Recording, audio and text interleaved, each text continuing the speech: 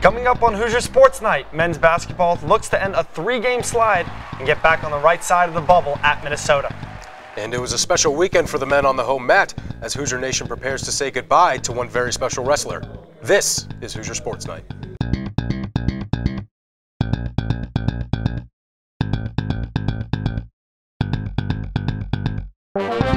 From Franklin Hall, on the campus of Indiana University, you're watching Hoosier Sports Night. Hello everyone and welcome to Hoosier Sports Night. David Sugarman alongside Griffin Weinberg, filling in for Juliana Sherry and talking about switching the genders up a little bit. It's the women's basketball team that's making a lot of noise in the Big Ten right now, Griffin. Yeah, and with Terry Moore at the helm, the Hoosiers are looking for a second consecutive trip to the Big Dance. Our Lydia Knoll was in Assembly Hall for the Thursday night match against Michigan. This is Lydia Knoll for IUS TV. I'm standing inside Assembly Hall after your Indiana women's basketball team defeated Michigan 72-61. This is another great resume builder for Indiana and could hopefully secure the NCAA tournament if they continue their streak. Indiana came out hot in the first half, shooting 50% from the field. They were shooting 46% from behind the three-point arc. Carly McBride and Tyra Buss both had 12 points in the first half alone. Michigan was able to get a short comeback coming into the second half. They were shooting 47% from the field, while Indiana went on a 4-minute scoring drought. However, they were unable to overcome the 10-point deficit Indiana had already put them in. Up next, Indiana will hit the road to face the Cornhuskers in Nebraska on Sunday at 3. And after that, they'll be back here on Wednesday to face Iowa for their senior night. For IUS TV Sports, I'm Lydia Knoll. Thank you, Lydia. And going into the game against Michigan, the Hoosiers' record stood at 7-5 in conference play. They took on Northwestern this past weekend and got off to a strong start, holding the Wildcats to just 6 first-quarter points. Indiana took advantage of Northwestern's defensive errors, scoring 16 points off of turnovers, and they even crashed the offensive glass as well, putting in 19 second-chance points. Tyra Buss led the team, scoring 19 to go with 3 assists, followed by Alexis Gassion, who chipped in with 14 points and a pair of assists. The Women's Big Ten tournament will be in Indianapolis again this year. Jordan and Lydia will be at Bankers Life Fieldhouse for all the games that week, March 1st to March 5th. Last weekend, Indiana Wrestling took on number 3 Iowa at University Gym. Our Austin Matricardi was there to cover the meet. The Hoosiers' 6 seniors were honored before the meet. Nate Jackson captured Indiana's first victory of the night, defeating Iowa's Mitch Bowman in the 184 weight class by major decision 23-9 to secure his 99th collegiate victory. After the meet, we caught up with Jackson to talk about his experience at IU. Honestly, I didn't think I was going to be too emotional, but before my match, I was getting a little emotional. I'm happy that it's over as far as the match is over, but I'm going to miss wrestling here at U-Gym, and we had a great reception with everybody out here today, and it was a memorable experience. I think I'm going to reflect on this experience for the rest of my life. In other action, heavyweight Fletcher Miller closed out the meet by defeating Iowa's Stephen Holloway on this takedown with only 3 seconds remaining in the match. Nate Jackson captured career win number 100 on Sunday, defeating Emory Parker 9-6. Sophomore Cole Weaver also won his match in the 141 class, but the Hoosiers dropped both meets. The next time they take the mat will be at the Big Ten tournament in Assembly Hall on March 4th and 5th. Men's tennis welcomed Kentucky to the Tennis Center this weekend. The men entered the match undefeated, and Jessica Jopik was there to see if that would remain the case. The men's tennis team suffered their first loss of the season last Wednesday, and over the weekend they looked to rebound against the number 15 team in the country, the Kentucky Wildcats. The match started off close as Indiana's Bennett Crane and Zach Brodney took the Hoosiers' only win over Kentucky in the number 3 doubles match. However, their win was not enough to grab the point for the doubles matches. In singles, the Hoosiers tried to fight back against the Wildcats but were unable to catch a break as Kentucky solidified their win with 3 more match victories, putting the score at Kentucky 4, Indiana 0. With the W already secured for the Wildcats, Indiana's Raheel Manji, Antonio Cimbellin, and Matthew McCoy did not finish the final 3 matches. Following the match, head coach Jeremy Wartzman shared his insight on how the Hoosiers will bounce back and take on the rest of their season. I think there's a lot of positives to go from this season. We've had a great run, winning 7 matches in a row against good programs, good teams, and the last 2 teams that we played are definitely top 16 teams in the country that were just a little bit better than us, and not much. So I think if we can keep our minds well, have a good mindset going into the rest of the season, there's a lot that we can draw from to continue to get better. The Hoosiers will be taking on the Memphis Tigers Friday the 17th here in Bloomington. For IUS TV Sports, I'm Jessica Jopik. The men's team next match is February 17th at 6 p.m. The women's team was also in action this past Sunday. They took the trip to Knoxville to face Tennessee, where they lost 5-0. This week on the Toss-Up, we're talking about some of the potential rule changes coming to college sports, including what the National Invitational Tournament will experiment with. And David, the Hoosier faithful, could get the chance to see those changes this year. Yeah, that's the nice way of saying men's basketball likely won't get the invite to the tournament they really want. It's been a tough stretch for the Hoosiers, dropping 4 in a row and 6 of their last 7, and it's not getting any easier as they draw closer to the tournament time. This past week, the Hoosiers were given the chance to avenge a 30-point loss in Ann Arbor against Michigan earlier this season. Although the score was closer this time around, the Hoosiers were still unable to pull off a win.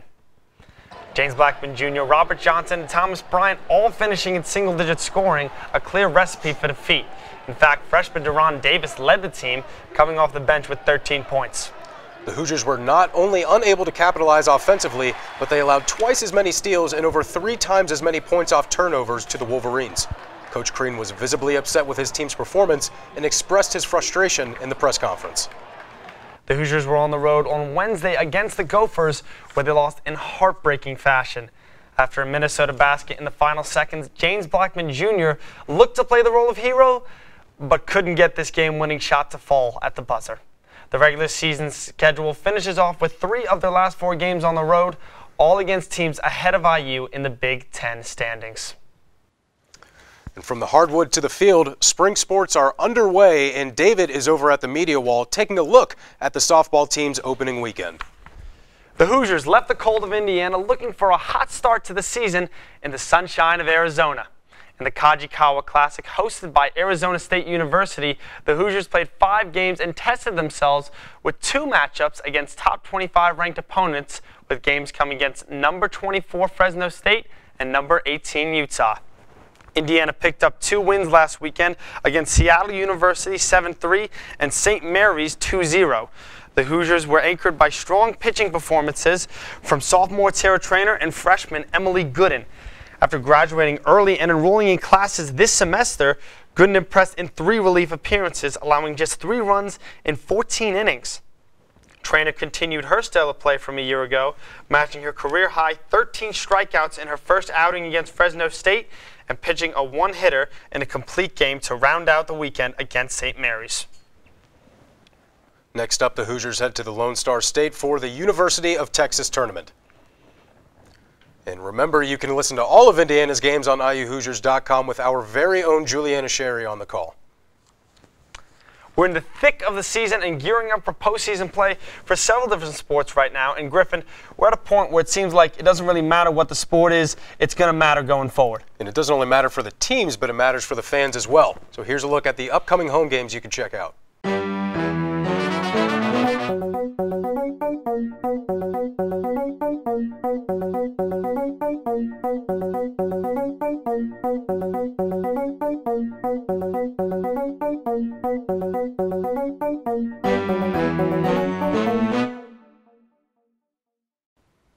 In this week's edition of Hoosier, Juliana Sherry chats with club ice hockey head coach Clint Hagmeyer.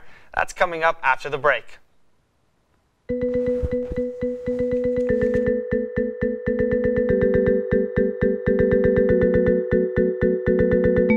This is The Toss-Up, where we take a look at some of the topics facing the world of college sports and give a little bit of history behind some of them. We're not trying to change your mind. We just want to dive deeper into the topics that keep you tuned in to the teams you love. The Toss-Up, airing every Sunday during the 2017 semester.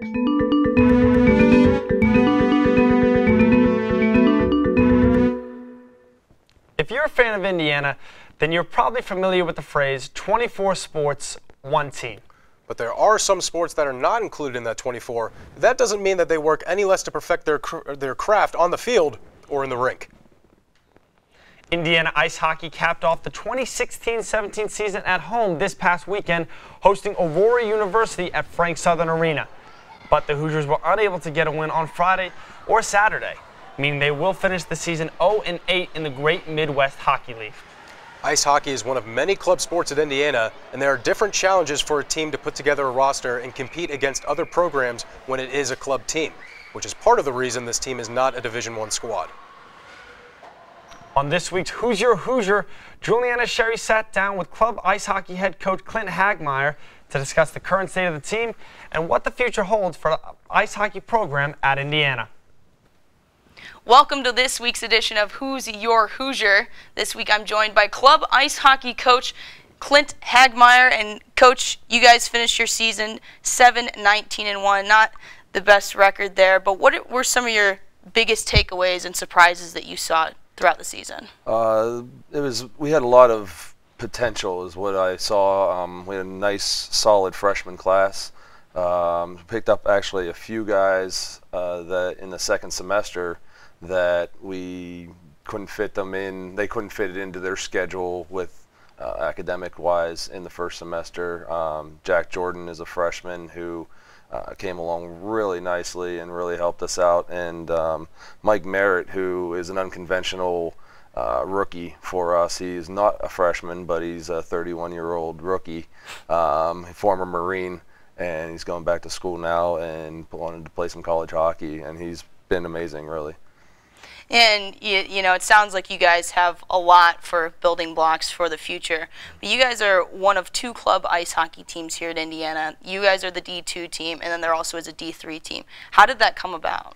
When you have so many people that want to play hockey, you know, at this level, obviously you can't have two D2 teams.